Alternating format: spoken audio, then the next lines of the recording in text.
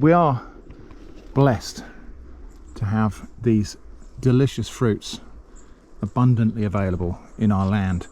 If I ever sound like I'm ungrateful about the things we have in this country, you know, sometimes I think I probably have said, oh, I wish we could grow citrus fruits here, I wish we had this or that in England.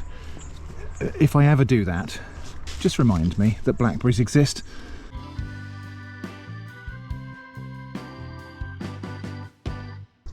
Because honestly, it is marvellous that we have these delicious, aromatic wild fruits available just to pick like this, completely for free.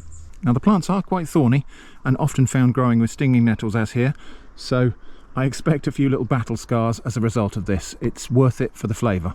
Blackberries are very variable. It's actually a species complex that contains multiple different varieties and hybrids and subspecies, and so it's worth looking around to find the best ones. I mean, the best ones are always just out of reach,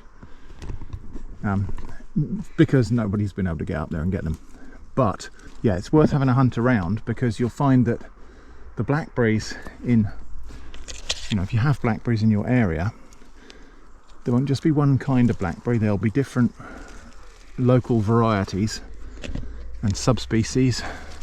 As I say, Rubus fruticosus is the big, messy, not very organised group of slightly different plants. Some of them will be more thorny than others, some of them will have better fruit than others.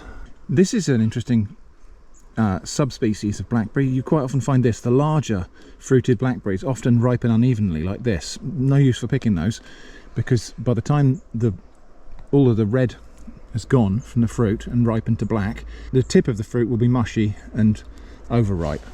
Now there's one I wouldn't pick, you see. That'd be perfectly fine for making jam, but it's obviously a little bit overripe. It's possibly got a little bug in there. That might be wasteful throwing that away, but when the fruits are this abundant, I can afford to be a little bit picky. So yeah, they ripen from green to red, and then from red to black, and then they swell up and become juicy, and then they turn mushy and fall off, typically. So it's worth, yeah, that one's just a little bit mushy.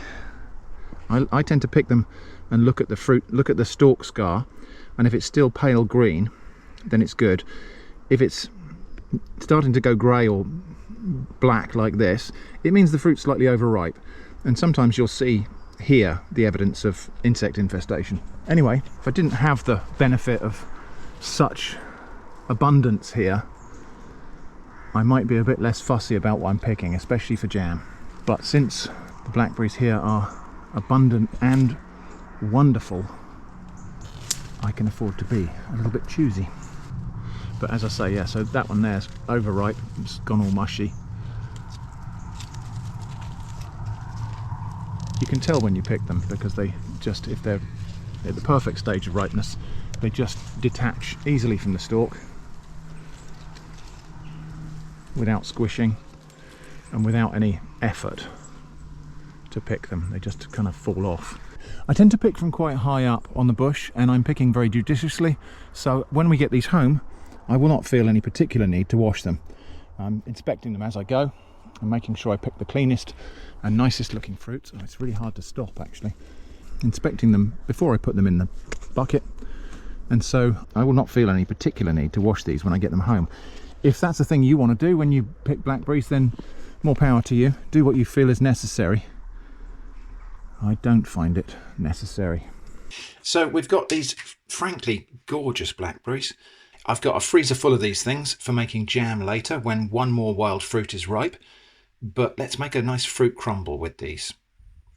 I'm also going to be using some plums. These are cherry plums that I picked and halved and took the stones out and then froze. So just got to wait for those to thaw out, and then we're going to make the fruit crumble. There are lots of different recipes for crumble. The very simplest is just like a shortcake mixture. So usually 2/3 of the amount of butter to flour, rubbed together, sweetened, and then rather than being brought together into shortbread, it's just scattered across the top of the fruit and baked like that, and it becomes crumbly rather than biscuity. I'm going for something a little bit more complex than that, but not much. So I'm going to have 200 grams of flour. It's just plain flour. And to this, I'm going to add 150 grams of butter. This is salted butter that has been left out of the fridge, so it's kind of room temperature butter. It's fairly soft. And now I need to rub this fat and flour together. So we could put that in the food processor and just blitz it up until it's blended. We could use this, which is my pastry blender, where you just kind of cut it into the flour and it cuts up the butter into smaller and smaller pieces. But I thought just we'll go old school on this, and all I'm going to do is just rub the fat into the flour. This is what I learned at home economics, as it was called, cookery, back at school. You just keep on pinching the butter like this, rubbing the flour into it. So I'll just show you close up what that looks like. So there's a chunk of butter here, and all I'm really doing is just crushing it and smearing flour into it. Clean hands, obviously. Every now and again, just toss the pieces so we're not just squashing butter into butter. So even if you have no food processor, no pastry blender, no cooking implements, you can still make a crumble. One of the easiest cooked desserts to make, I think. So I'm just going to continue doing this until eventually we will find the mixture takes on a breadcrumb-like texture. That will do. So I could keep going until that's completely uniform and fine. I'm not going to bother. Next, we're going to want some sugar in here. And I'm going to use this Demerara sugar, which is like a coarse brown sugar. And I'm going to add about 125 grams. Actually, I'm going to add 100 grams. And that 100 grams I will mix in. And then I'll save 25 grams to scatter across the top. I'm going to put some oats in here. You could use rolled oats for this. I'm actually going to use oat bran. And I'm going to have about 50 grams. And some nuts. I've got flaked almonds. So about 50 grams of flaked almonds as well. That will all just be mixed together. And that's my crumble topping. A large pie dish. All you need is pie, apparently. And into here, my plums, which are now thawed out, and some of these blackberries. Let's just see what that looks like. The plums are almost thawed out. Just spread that around and see what that looks like. I'm going to need more fruit than that, I think. So more blackberries. Maybe a bit more.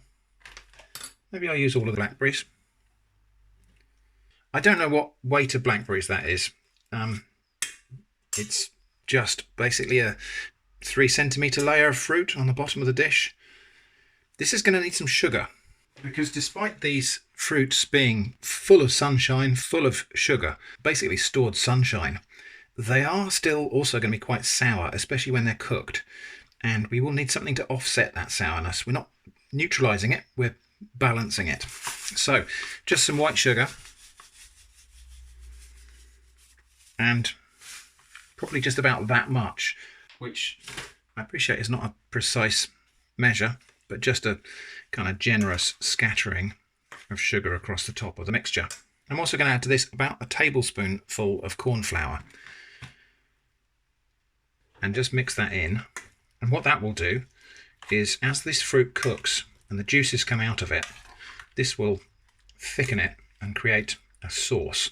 I haven't added any spices here. If I was making an apple crumble, I might put cinnamon in it. If I was making a pear crumble, I might put star anise in it. I won't do that, I don't think, for blackberries and plums, but I will put just a little slug of cherry brandy in there. That's entirely optional. That's really just to enhance the flavours and to make it just a little bit more grown up. Now this crumble mix. Just go straight on top like that. And then just gently spread it out to the edges of the dish, like that. Now, when Jenny makes crumble, she likes to press that down with a fork, and it bakes into a solid biscuit on top of the crumble, and that's nice. When I make crumble, I like to leave it loose like that, and that's also nice. It's good whichever way you like it, really. That's going to go in the oven now, 180 degrees Celsius fan oven for about 40 minutes probably. We'll know when it's done because the top will go golden brown and the fruit will boil up around the edges and probably come up in a few places in the top as well. Just before we do that though, that final 25 grams of Demerara sugar goes across the top and away we go to the oven.